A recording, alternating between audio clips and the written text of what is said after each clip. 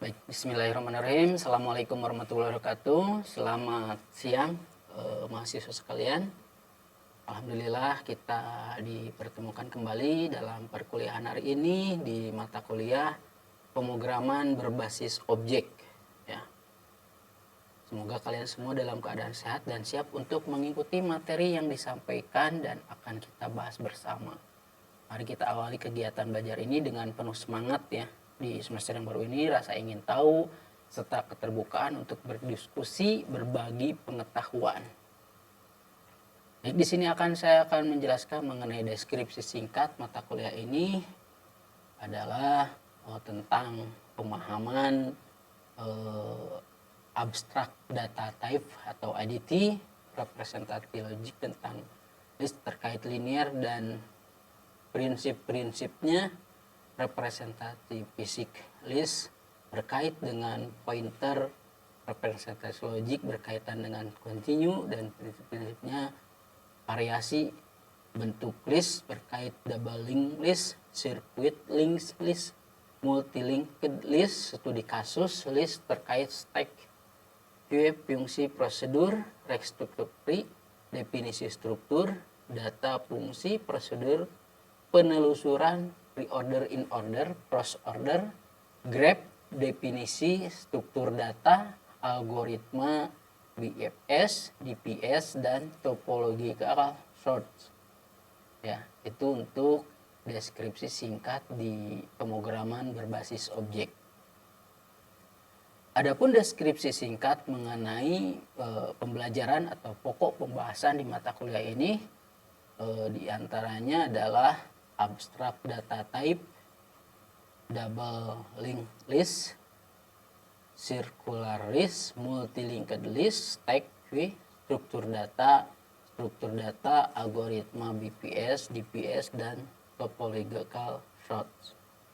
Adapun di sini untuk pustakanya diktat kuliah struktur data ya, dan pendukungnya dari luar untuk Data Structure and Algorithm Edison Wesley Publishing Company.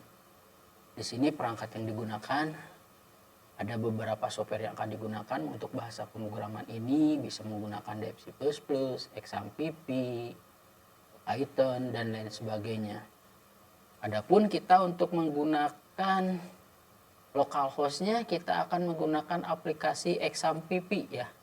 Nah, di situ persyaratannya adalah laptop yang speknya minimal ada memenuhi persyaratan supaya tidak terjadi error atau bug pada saat menjalankan program. Nah, di sini kita akan menjelaskan mengenai mata kuliah ini yang relevansinya dengan Al-Islam dan Kemuhammadiyahan. Tentang yang pertama ada tatanan keteraturan dan sunatullah ya. Dalam Islam keteraturan dan hukum sebab akibat adalah bagian dari sunatullah.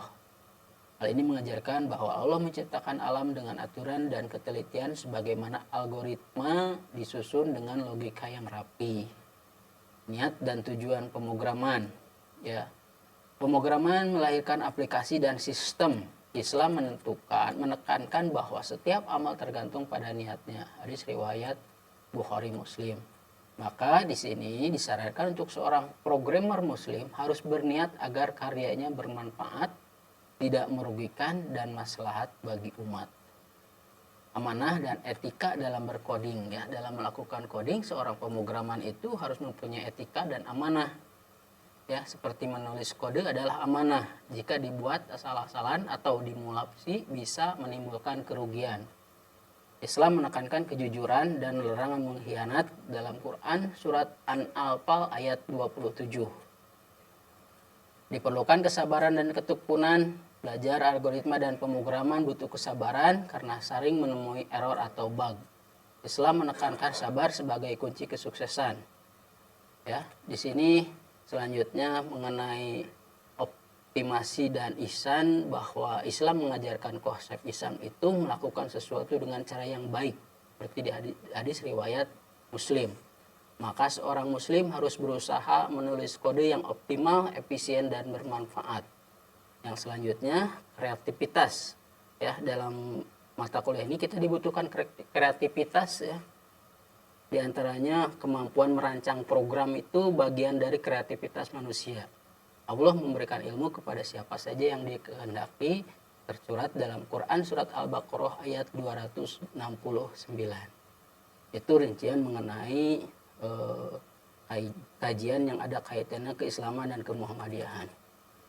Adapun untuk selanjutnya adalah komponen penilaian. Untuk komponen penilaiannya presentasi kehadiran, ya, kuis, tugas mandiri membuat aplikasi, ya, tugas mandiri, dan ada UTS dan UAS. Itu saja mungkin yang Bapak sampaikan untuk kontrak perkuliahan di mata kuliah pemrograman berbasis objek. Terima kasih atas perhatiannya. Nasrullah wa Basiril Mu'minin. Wassalamualaikum warahmatullahi wabarakatuh.